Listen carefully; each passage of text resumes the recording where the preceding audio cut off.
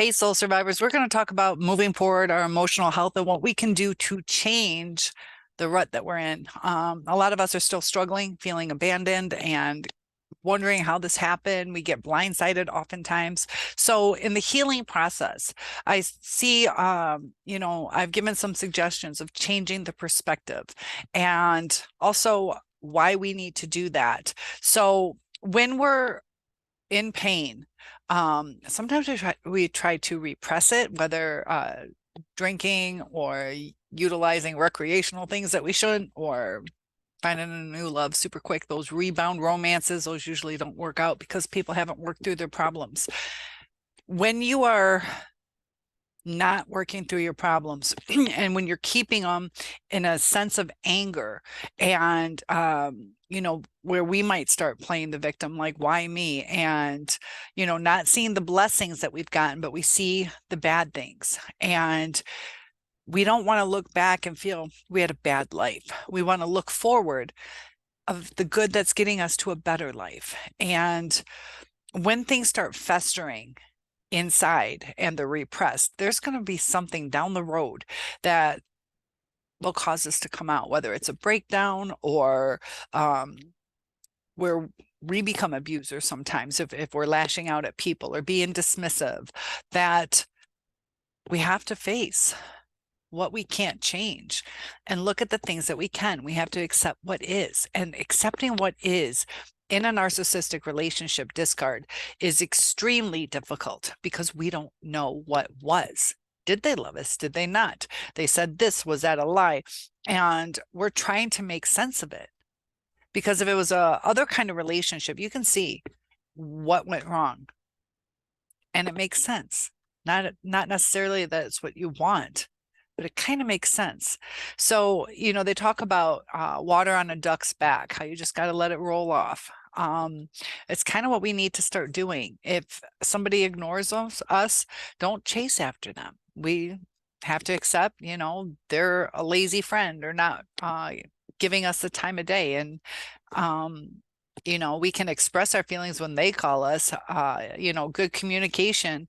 But if you're dealing with a narcissist, they're so sensitive that when you do bring up an issue, they take it as they're not good enough, that they're a failure, and they get resentful. And that's why sometimes just saying, hey, I was looking forward to your call. And, it was a couple, like 2 weeks before I talk to you, and they're going to take it in a whole different light.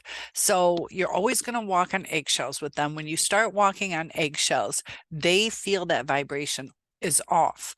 It's interesting when I see the comebacks or the reflection that a narcissist does when you're talking to them. It's different than a healthier person.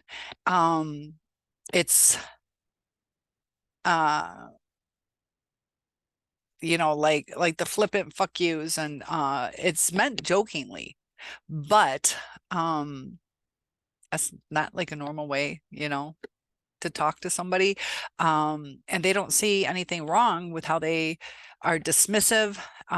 They want you there, and we have to be present within ourselves. We have to live our own lives as opposed to waiting. You're going to destroy yourself waiting for this person, or waiting for closure, or waiting to understand that we have to kind of dive in to our healing journey. And that can be scary because the future's unknown, but the future would have been unknown anyways. We don't know if our person would have died, a car crash, a health issue. So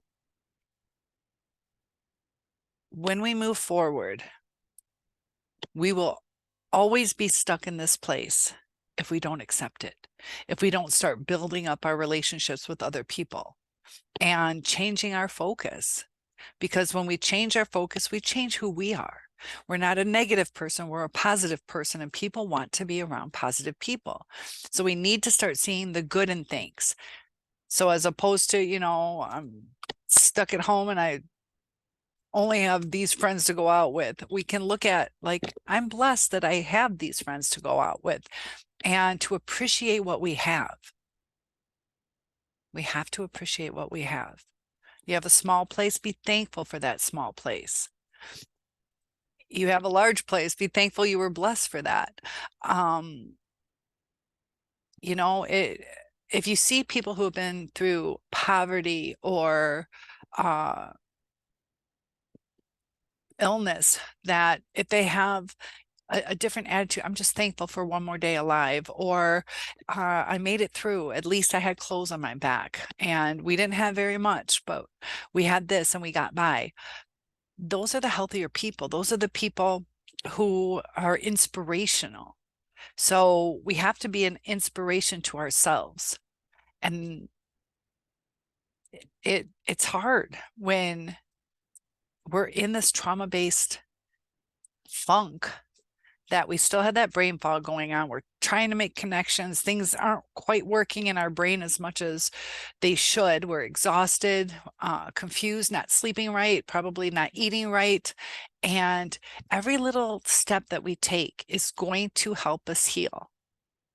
And, you know, it's a weekend now, and you have 2 dates. You have one with yourself, and you have one with me if you want to join me in live chat.